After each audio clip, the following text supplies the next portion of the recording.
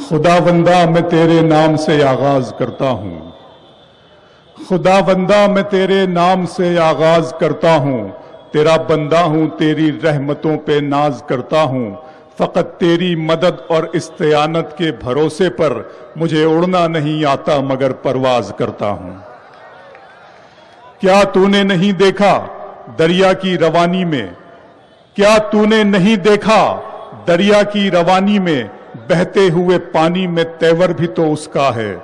تو نوح کا بیٹا ہے کچھ بس میں نہیں تیرے،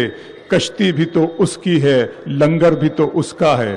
سورج کے چمکنے سے تاروں کے بکھرنے تک،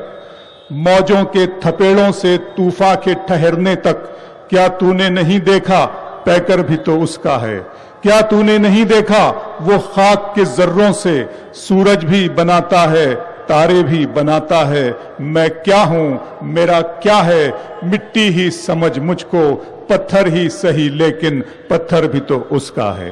حاضرین محترم، خدائے بزرگ و برتر کی اس حمد و ثنا کے بعد، مالک دو جہاں کی بڑائی اور کبریائی بیان کرنے کے بعد، سرشٹی کے رچیتا ودھاتا کی وندنا کے بعد آئیے ان کی بات کرتے ہیں جو وجہ کل کائنات ہے۔ حاضرین گرامی، وہ جو یتیموں کے باپ ہیں، جو بیواؤں کے سہاگ ہیں، جو بے آسراؤں کا آسرا ہے، جو بے سہاروں کا سہارا ہے، وہ جو صادق بھی ہیں اور امین بھی، اور وہی جو رحمت للعالمین بھی۔ حاضرین گرامی، رحمت للعالمین کے اس نقطے کو، اس بات کو جب ایک غیر مسلم شاعر نے محسوس کیا تو اس نے اپنے طور سے خراج عقیدت پیش کی۔ اس نے کہا ہم کسی دین سے ہوں قائل کردار تو ہیں، ہم